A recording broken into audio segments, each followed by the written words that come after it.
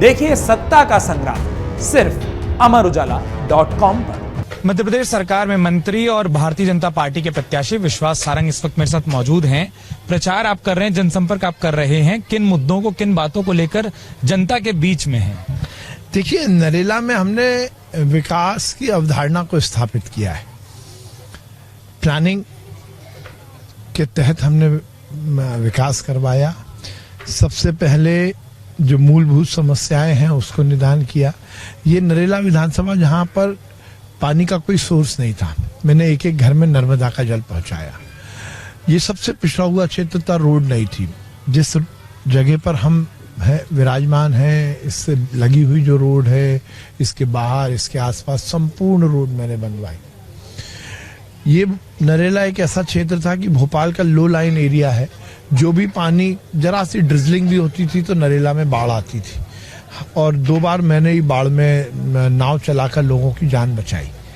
हमने संकल्प लिया और 6 साल से हमने अपना खुद का ड्रेनेज सीवेज सिस्टम डेवलप किया, नाले नालियों का निर्माण कराया। 6 साल से एक बूंद पानी मैं नहीं भरने देता। मैंने बड़े बड़े फ्लाईओवर बनवाए। शायद देश में किसी एक विधानसभा में इतने फ्लाईओवर नहीं होंगे जितने हमने नरेला में बनवाए। हमने स्कूल बनवाए, हमने कॉलेज बनवाया, हमने अस्पताल बनवाए, हमने संजीवनी क्लिनिक बनवाई, हमने रोजगार के लिए IT पार्क बनवाया, हमने थीम पार्क की सीरीज शुरू की, हमने कम्युनिटी सेंटर, कम्युनिटी हॉल बनवाए।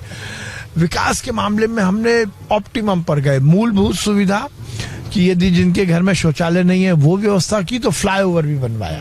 फ्लाईओवर बनवाया तो पानी भी पहुंचाया, पानी पहुंचाया तो रोड भी बनवाया। समेकित विकास, एकदम प्लानिंग से हमने डेवलपमेंट किया है। तो विकास को लोगों ने शिरोधार्य किया। आप अभी जनता से पूछेंगे, वो इस बात को स्वीकार करेगी कि जबरदस्त विकास हुआ। पर इन सबसे ऊपर उठकर मैंने नरेला विधानसभा को नरेला परिवार बनाया, और मैंने नारा यही दिया कि विश्वास सारंग इसका नेता नहीं है, इसका बेटा है। और इसीलिए लाखों संख्या में बहनें मुझे राखी बांधती हैं। हमारे परिवार के संबंध, और नरेला परिवार ही चुनाव लड़ रहा है। अच्छा, मैं अब भारतीय जनता पार्टी के प्रत्याशी नहीं बल्कि मध्य प्रदेश सरकार के मंत्री से एक सवाल पूछता हूँ। मध्य प्रदेश में जीत का कितना विश्वास है? 100% विश्वास है। 150 पार भारतीय जनता पार्टी की सरकार बनेगी। बड़े बड़े दावे हो रहे हैं कि लोग थक गए हैं, 18 साल की सरकार है, वही चेहरा है, इसलिए शायद चेहरे पर भी बात नहीं हो रही है। कांग्रेस के खूब दावे हैं। देखिए, कांग्रेस के दावों पर बातचीत करना अपनी समय बर्बादी है। गालिब साहब शायद आज से सैकड़ों साल पहले इसीलिए लिख के गए थे कि मन बहलाने को गालिब ये ख्याल अच्छा है। तो कांग्रेस को क्योंकि चुनाव तक अपने कार्यकर्ताओं को रोक कर रखना है, इसलिए वो इस तरह के दावे प्रत्यावे कर रहे हैं। कांग्रेस की सरकार क्यों बनेगी?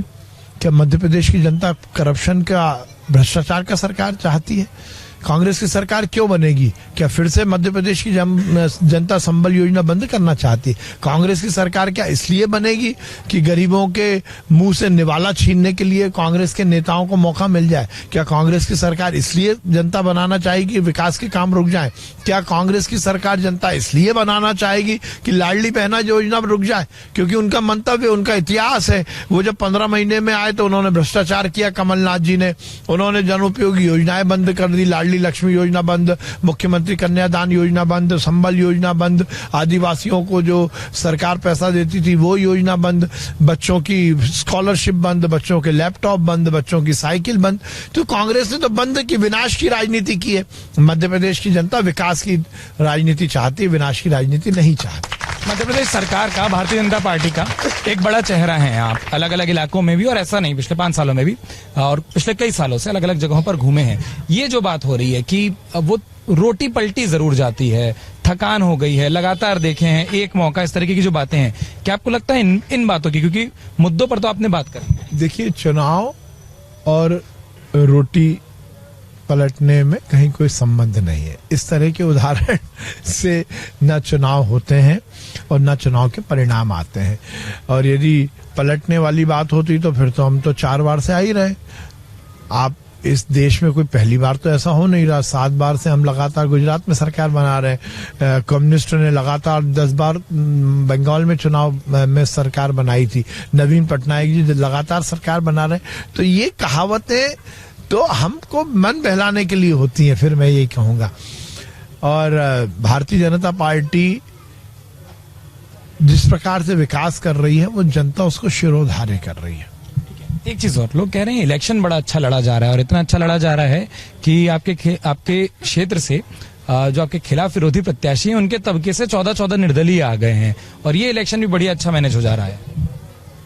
नहीं, मैं समझा नहीं। लोग ये कह रहे हैं कि जहां से आप चुनाव लड़ रहे हैं नरेला से, वहां पर तमाम जो निर्दलीय प्रत्याशी हैं वो एक तरीके से आपकी मदद ही कर रहे हैं, ऐसा कुछ है क्या, या आपको उस मदद की जरूरत भी है क्या? देखिए, मैं दो बातें कहूंगा। हम सकारात्मक राजनीति करते हैं, आप उठाकर देखिए, मैंने हर समय सकारात्मक राजनीति की। ये जरूर है कि कांग्रेस के जो सामने वाले प्रत्याशी हैं वो केवल नकारात्मक बात कर रहे हैं, सुबह से लेकर शाम तक केवल शिकायत करना, नकारात्मक बात करना, अनर्गल बातें करना, क्योंकि उनका इतिहास है। उनका आप शपथ पत्र देखेंगे तो इतने संगीन आरोप हैं उन पर, इतने संगीन केस हैं। अवैध शराब बेचने का आरोप है, जमीन हड़पने का आरोप है, महिलाओं के साथ बदसलूकी का आरोप है। तो उनकी आदत है, आपराधिक प्रवृत्ति का जो व्यक्ति होता है वो नकारात्मक बात करता है। मैं नकारात्मक राजनीति नहीं करता। मैं इस बात को लेकर राजनीति नहीं करता कि सामने कौन खड़ा है, कितने निर्दलीय हैं। हम सकारात्मक जनता के बीच जा रहे हैं। मैं 14 से 15 घंटे रोज घूम रहा हूँ, आप देखिए, पैदल घूम रहा हूँ जनता के बीच। लोग कहते हैं कि 15 साल एक्टिव होने के बाद अब जरूरत क्या है, पर मुझे लगता है मैं जनता के बीच जाओ, जनता का प्यार मिलता। आप अभी देखिए, जाकर बहनों ने रंगोली बनाई है, मेरा नाम लिखा है, फूलों से स्वागत कर रहे हैं। किसको जरूरत पड़ रही है आज?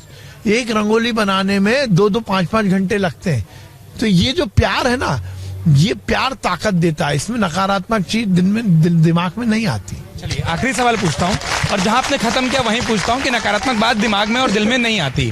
आपके विरोधी प्रत्याशी का कहना है कि बंटवारे की राजनीति सकारात्मक और मुद्दे की बात सिर्फ दिखाने के लिए होती है, मूल राजनीति बंटवारे की हो रही है। किस बात की बंटवारे की? देखिए, फिर मैं कहूंगा, उनको सुबह से शाम तक मैं ही पीछे दिख रहा हूं। उनके पेट में दर्द होता है, कहते हैं मेरे कारण हो रहा है। उनके सर में दर्द होता है, कहते हैं मेरे कारण हो रहा है। जब जमीन नहीं होती ना, तो इस तरह की बातें होती है।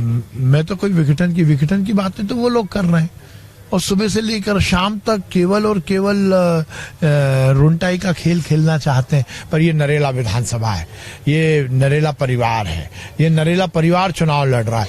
ऐसे गुंडे बदमाशी करने वाले लोगों को नहीं बख्शेगा ये। यहाँ पर गुंडा बदमाशी नहीं चलेगी, यहाँ पर नकारात्मक राजनीति नहीं चलेगी, यहाँ पर सकारात्मक बात होगी। हम सब उजले पक्ष की बात करते हैं, हम नकारात्मक राजनीति नहीं करते। ये नरेला परिवार है जो बहुत सुव्यवस्थित है, सुसंगठित है। मैं उनसे निवेदन करना चाहता हूं कि चुनाव को इस स्थिति तक ना पहुंचाएं और इस तरह से वैमनस्य की राजनीति ना करें। मैं उनका हाथ जोड़ता हूं।